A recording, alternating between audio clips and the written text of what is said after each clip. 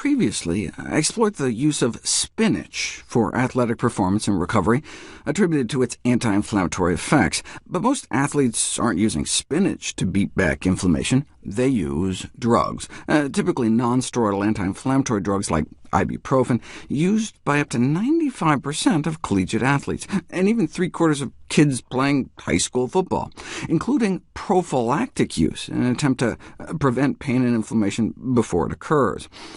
However, scientific evidence for this approach is currently lacking, and athletes should be aware of the potential risks, which include gastrointestinal pain and bleeding, kidney damage, liver damage.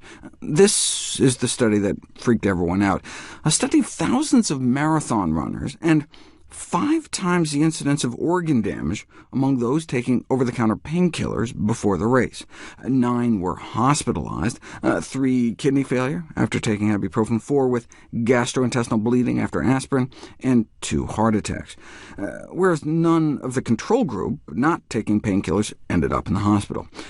And it looks like the drugs didn't even help. Analysis of the pain reported before and after the race showed no real advantage to taking the drugs, so it appeared to just be all downsides. What about using ginger instead?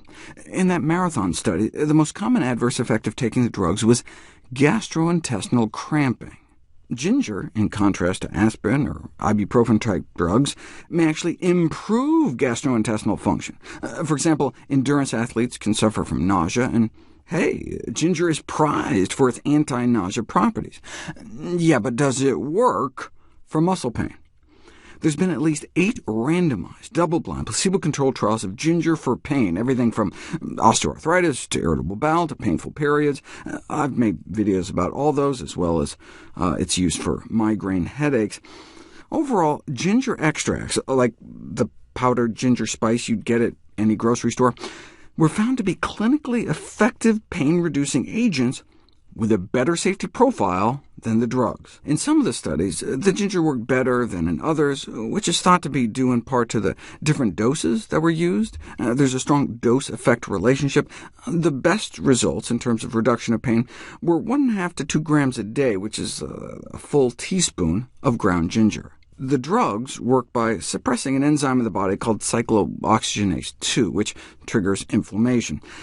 The problem is that the drugs also suppress cyclooxygenase 1, which does good things, like protect the lining of your stomach and intestines. So since the inhibition of COX-1 is associated with gastrointestinal irritation, if only we could selectively inhibit the inflammatory one. That would offer kind of the best of both worlds, and that's what ginger seems to do. Here's the effect of 2 ginger compounds against cyclooxygenase 1, the good one. No effect, but can dramatically cut down on the pro-inflammatory one. OK, but does it work for muscle pain? Not acutely. You can't just take it like a drug. If you give folks a teaspoon of ginger before a bout of cycling, no difference in leg muscle pain over the 30 minutes. However, ginger may attenuate the day-to-day progression of muscle pain. Taking ginger 5 days in a row appears to accelerate the recovery of maximal strength following a high-load weightlifting protocol. Put all the studies together, and a single dose of ginger doesn't appear to help, but a teaspoon or 2 for a couple days or weeks in a pumpkin smoothie or something, and you may be able to reduce muscle pain and soreness and accelerate recovery of muscular strength. Is fresh ginger preferable to powdered? Maybe not. There's all sorts of compounds in ginger with creative names like gingerols and gingerdiols and gingerdiones.